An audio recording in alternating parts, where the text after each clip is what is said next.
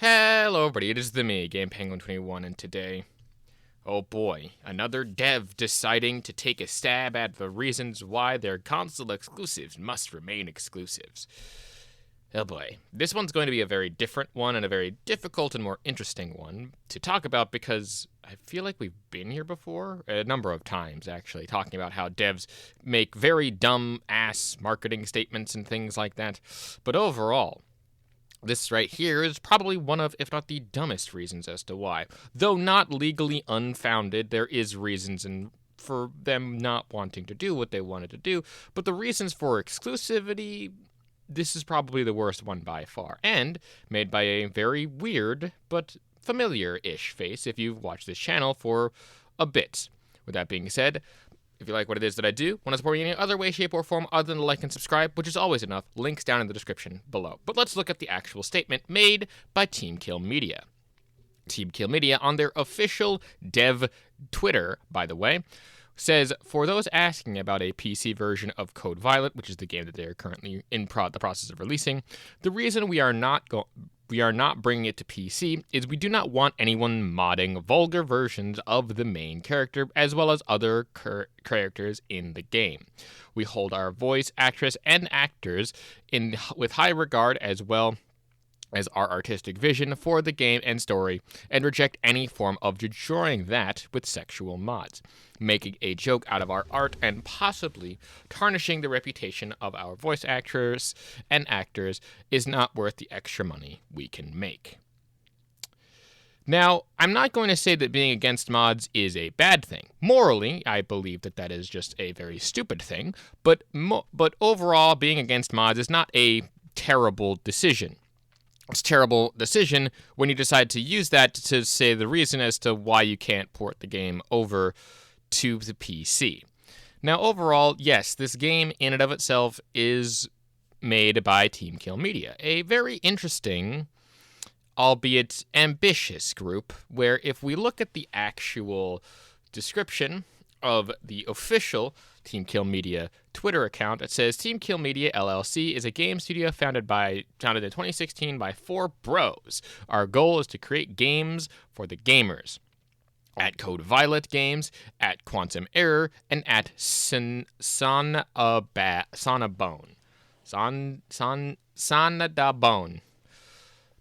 And if you're wondering about some of these things, let's just take a quick look at, oh my. Okay, well, this is Quantum Error, the PS5 exclusive. This was the thing that a lot of the PlayStation fanboys ended up capping for. And if you remember that, this game was kind of an asset flip. But surely their other game is... Nope. It is not. This one is somehow even more sad, given its clear sign of how it's been out for a fair bit. Like, how do you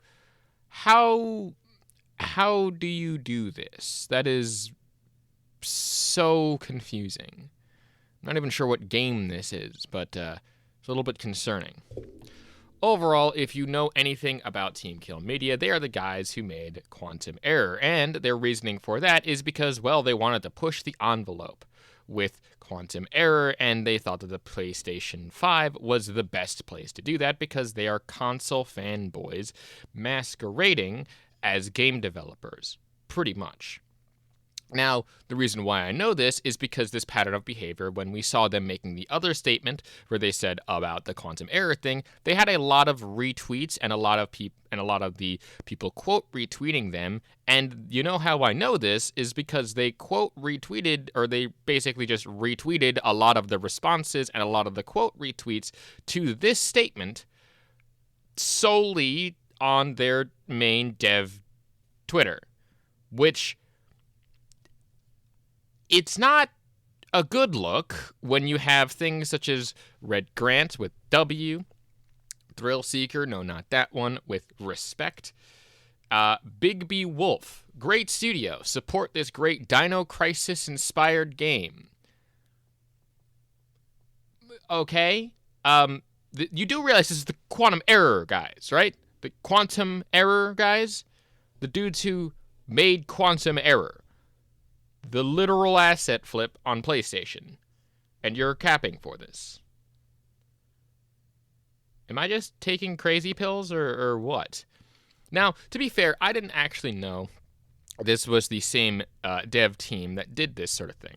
And it's okay, in my eyes, like I said earlier, to be against modding, because as I actually looked up recently, or within another controversy, modding is technically illegal. Technically being the word there.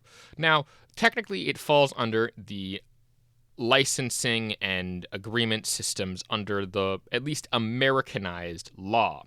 So then when law goes overseas, sometimes fair use doesn't exist. So it really depends. So it's more of a copyright and licensing thing where it gets messy in terms of that. Now, there is a way around this. The main method for this is being a licensing issue that is issued out via a person using, say, an officially licensed tool or officially licensed modding equipment provided by the copyright holder.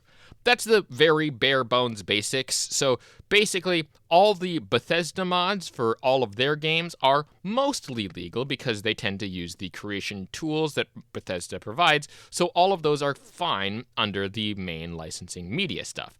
However, when you go to other games to mod that without those officially licensed tools, then yeah, they can technically be illegal unless authorized specifically by the developers. And they can't go around and authorize everyone specifically. So usually it's just a maze blah with the majority of mods. But again, unless they have a specific licensing agreement between the modder and the official dev team, technically those mods are illegal. Again, very nitty-gritty stuff, but it's not a bad thing if you don't like mods. I mean, most PC gamers tend to like the generic regular experience. Some people mod them just because they can. But these are not the standard stuff here. Let's read into some of these replies that, again, most, if not all of these, were retweeted by the actual developers on their main homepage. Let's get started. With Sin Worlds here, said, did you even listen to the man? He wants his game's vision and integrity to remain intact. There's too many weirdos on PC just to love to mod a game for their own twisted, perverted fantasies. It's always a toss-up with you PC dudes when it comes to games that'll sell. That last part is actually somewhat true, and from my experience in PC at least, because you can have literal masterpieces like, say, Balatro, which came out like last year and was made by a single dude and was nominated for Game of the Year.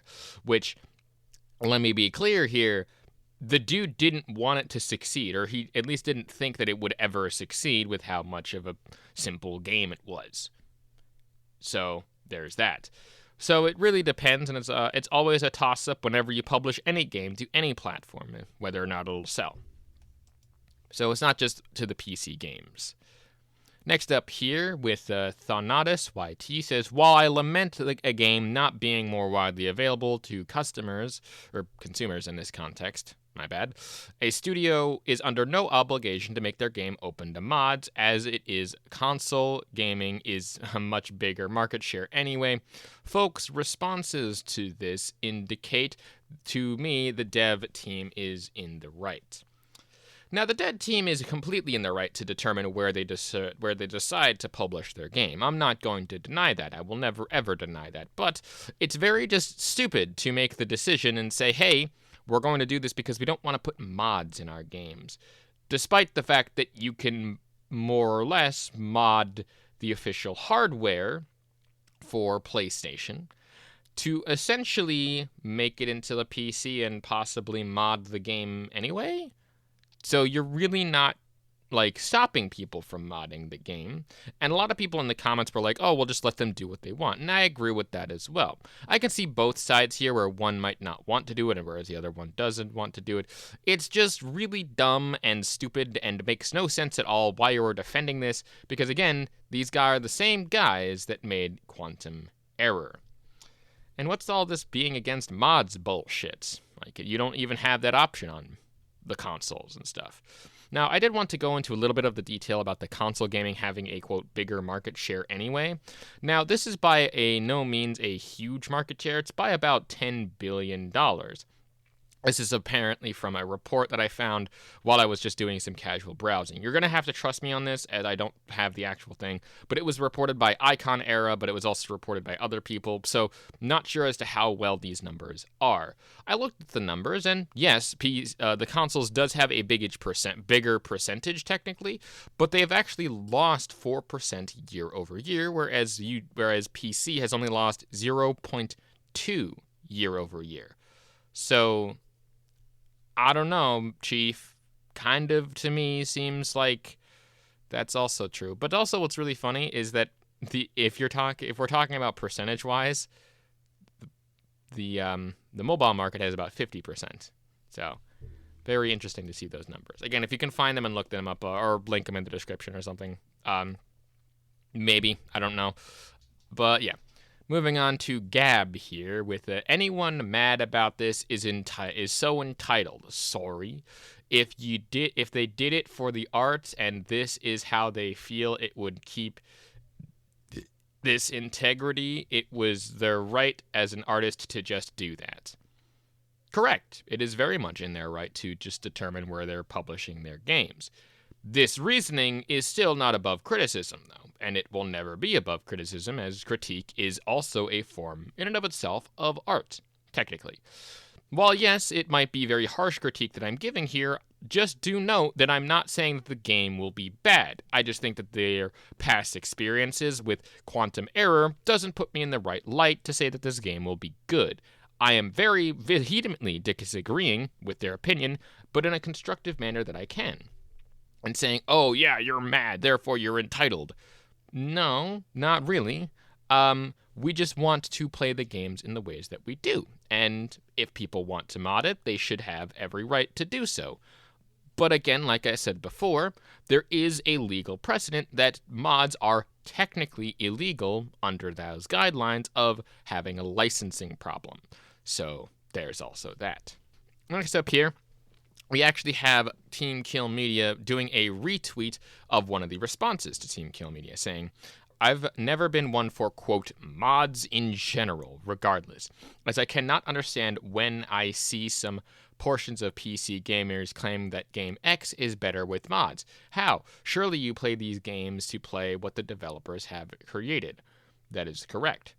But in some cases, for much older games, and mainly things like Skyrim, they're so old that they haven't actually been brought up to modern standards. So some modders go in and actually do that. Though, again, these mods are completely and utterly optional. Not everyone uses these mods, and while you say that these mods in general make no sense to you, it's because you don't have the option to do so. You don't have the option to add new content to the game. You don't have options to alter existing content to the games for the most part. Yes, and what's also kind of moot, at least in the terms of the Bethesda example, is that they actually kind of wanted and embraced the modding scene, which made a lot of their earlier games, such as the Elder Scrolls Skyrim and Fallout 4 and a few of the other ones, very, very popular because you could literally mod the whole frickin' thing to whatever you desired, and it made it more interesting to play the game. Now, Team Kill Media comes in with the games should be experienced the way they were intended by the creator. Would someone buy a chessboard or Monopoly and then change the game? Also, mods shouldn't be required to make a game better or good. The game should be good on its own. Yes, a game should be good on its own 110%. The mods are merely an extension of others' creative experiences, as well as taking the inspiration from the game that they love so much and the game that is good on its own and putting in features that they think would improve the experience. And you're saying like, oh yes, a chessboard or Monopoly and then change the game? People have done that all the time. In creating of new games, creating modifications for old games.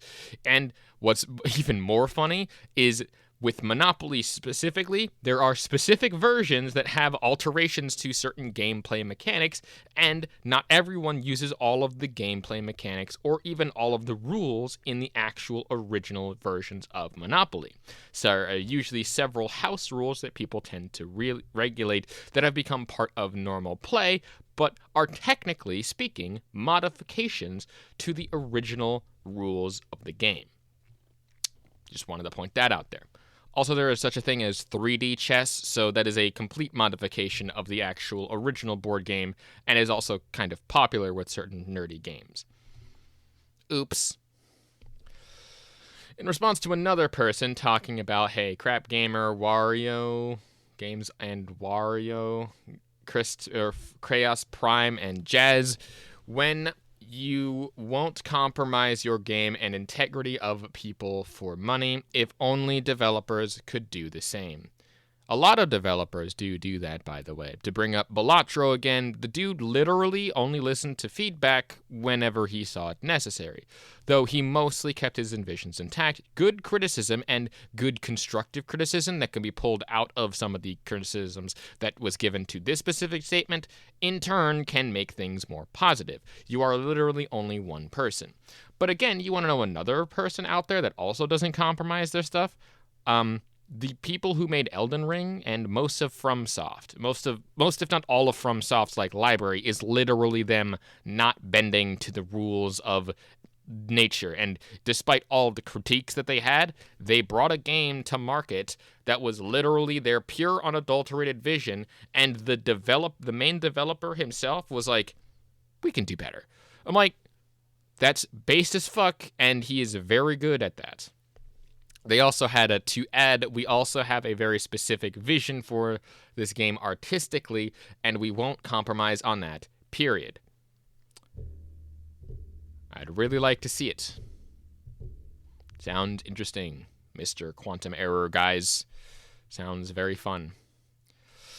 But of course, I think the best part of this first section of absolute saltiness, or more or less the people defending this, we have the generic Eric, and oh boy, I'm going to read this, and we are going to laugh together. This is why PCMR cucks don't deserve to have nice things. I stand by this dev. Digital vandalism is unacceptable. I'm going to get the game day one. Pray to God there's a collector's edition too. Salt emojis times 3. Congratulations. You are going to support the developers who have been console warring and using console war type tactics to market their game, which was previously Quantum Error, which was more or less an asset flip. You gotta love it. You gotta love it. But of course, again, this is an indie gaming studio, and that generic Eric basically pulls out the, quote, digital vandalism is unacceptable. That's a new one, actually. I've never heard modding being called a digital vandalism. Other people pointed this out as well, but, this is probably the most unhinged response to this entire thing. But if you think it was just PlayStation fanboys kind of talking to these developers, no, these developers are serious, and here's the examples as to why. Marquise comes in here with a, wait, what? The trailer says it was captured on a PC. Team Kill Media says all games are created on a PC or Mac. Confused face. With the, it's kind of dishonest to put in your advertisement that this footage is from a PC version and then not release a PC version. Then Team Kill Media comes in with, a PC is a tool to make a video game. Yes. If I were to make an interesting and strange comparison, a tool to create a video game is a thing that happens. And yes, a PC can do that. But if I were to make a comparison here, the PC is like a multi-tool. Pick your favorite. You've got Swiss Army knives, as well as Leathermans, and several other varieties of multi-purpose types tools. They might not be good at one particular thing, but they have enough configurations to cover a wide variety of tasks that you might be able to need in, say, a survival or just regular household type of environment. A console, on the other hand, is literally just a standard fold-out pocket knife. The standard pulled-out pocket knife is good at being a knife and good at doing a lot of knife things, and it can do those rather effectively. but it struggles in several other areas in which a Leatherman or similar multi-tool would work. If the console is a hammer, the PC is the entire toolbox. And basically, this person sums up my thoughts on this statement of the PC is just a tool kind of nicely, saying nobody is denying that, but I haven't seen anyone else say PC for a console exclusive spec. They also say they all say development hardware or aimed for XYZ or something else. If you've got any examples, I'm sure there's got to be a few out there. I can be wrong. For the most part, he is actually correct. Most of this will be saying these are in development. These is in development assets or in development footage being used on here. It then said in the trailer that this was being captured on PC, indicating that there could potentially be a PC version. At least for Violet themselves, there was also seemingly no exclusivity seemingly on the actual release of the trailer itself from what we could tell. Again, that's just me not having watched the trailer, so I am very vehemently standing corrected if that is the case. I just find it very strange, again, that these are PC specs, which doesn't reflect the actual effects that could be seen on the actual game. It's very strange. Next up here, we have Squirrel Mob and K Swab. Here, where I'm just going to lump these two together with a lull. Do you know that Rivals got a ton of fan art which spurred the game higher? I don't care for it, but I know it helps the longevity. Will enjoy your Puritan game. I'm sure that will go far. Denying the entire market because I don't want people to mod it is hilarious and dumb. Kind of agree with that. K Squad here again with not buying it for my PS5 after that reasoning. Not going to support a dev that blacklists an entire platform over such a niche segment of the modding community. Based, honestly. Next up here, we have Jack. Again, these are responses to the actual statement. So again, just so you know, not everyone was glazing them. Jack coming in here with I see you want total control of something I own, thinking emoji. I mean, that seems like their case. They don't have to do that, and I don't think that that's what they quote-unquote want, but they want to keep their vision intact, dude. That's all that they do. These are the quantum error devs, the dudes that made the greatest firefighting simulator of cyberpunk ever. We have Project Rev here coming in with this isn't even a take that makes sense. It's strange to see a studio go this direction while pretending that the world will somehow view you as reasonable for the mods could potentially be made. By all accounts, it doesn't make sense. It really doesn't, because when they said, like, oh yes, it will reflect badly on us, no. I don't think I've ever heard of any sort of development team or devs understanding, or devs to any understanding by the consumers that it's the devs' fault for the mods being a thing. Like, the only people that I know for a fact possibly even think that way, maybe, are the extreme PlayStation fanboys that agree with this garbage. Here's a few of the extra strange shots here, just because this video is coming way, way too long. And quite honestly, if you want to have any more of these, they do not have an exclusivity contract. They just are such bootlickers. And again, this is Team Kill Media. They pulled this stunt before for their game Quantum Error, where they said, hey, this is not coming to PC because we believe in the qualities of the PC being the worst place ever. And yeah, this leads me to believe that Team Kill Media might just be four dudes who are actually just PlayStation fanboys or PlayStation cheerleaders masquerading themselves as devs who make games and things. Now, I wanted to kind of end this off with a little bit of an extra thing that I happened to find. This is sort of a trailer for the video that's probably going to come out either later this week or next week, depending on when this video comes out. J. Barry Strife saying greater than the RTX 5090, with Maxwell Cornon saying, come on, bro, this is why they make fun of PS players. Who? Everyone. Correct. Very much so. Now, I'm not going to bore you with the whole, what did we learn today, ladies and gents, because it should be very clear that if you're a developer working on a game, don't be Team Kill Media, guys. Don't do it. Don't limit your audience if you're trying to create an artwork or an art piece or something like that to be viewed by as many people as possible to make you a lot of sales. Don't continue to try to console war as a developer, because it not only reflects badly on the brand as a whole, but also can reflect poorly on the sales of your products due to people both inside and outside of the exclusivity fence, I guess, to view you as being pretentious and ash-holish. Overall, I think that Team Kill Media is going to be one of those people I'm going to have to keep my eye on moving forward, because quite honestly, this seems to be a pattern of repeated behavior.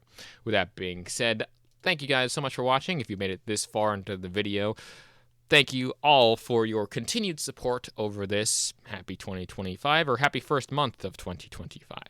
Now, a few quick announcements before I let you go.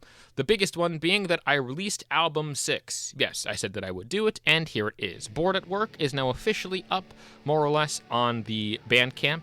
Or if it's not up today, when this video comes out, it will be up by Saturday of the 25th, I think. I don't remember the names. Yeah, it's either going to be up on the 23rd to the 25th. Whenever this video comes out, it'll be up by the 25th, if it's not already out. Check the link in the description for that specific album. I'm very proud of this one. It has a lot of fun songs that I've been working on for quite a bit. I'm starting to now work, or at least slow down work on some music stuff. Might end up working on a couple of singles before the summer, and then release another album, Album 7, around that time. So, just so you know of the stuff that I'm working on right now. Basically, I've been sitting on a lot of this backlog. So, overall, I'm just really happy with how this came out. With all that being said, if you like what it is that I do and want to support me in any other way, shape, or form other than like and subscribe, which is always enough, links down to everything in the description, including Bandcamp for the music that I produce, and as well as the Twitch for DJ live streams and more music stuff, as well as several other things, including a Patreon, which is just completely dead, and I wouldn't recommend it. So yeah. In any case, thank you all so much for watching. My name's Penguin21, and a peace off. Hey man!